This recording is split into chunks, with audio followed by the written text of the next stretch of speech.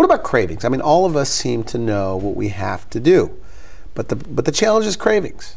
How do you get those under control, or do you live with those as well?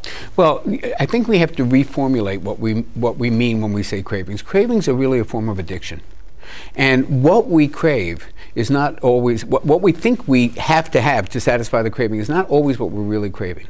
There are people who are craving food that are really craving love. There are people who are craving the feeling of being full because emotionally they're not full.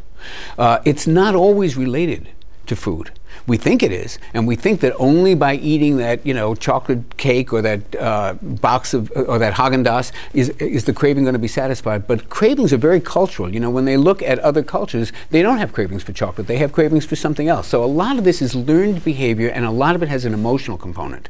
So we can't just solve that issue by throwing a supplement at it or a food at it. What we can Are there foods, though, that can help with cravings? Absolutely, and here's how they work.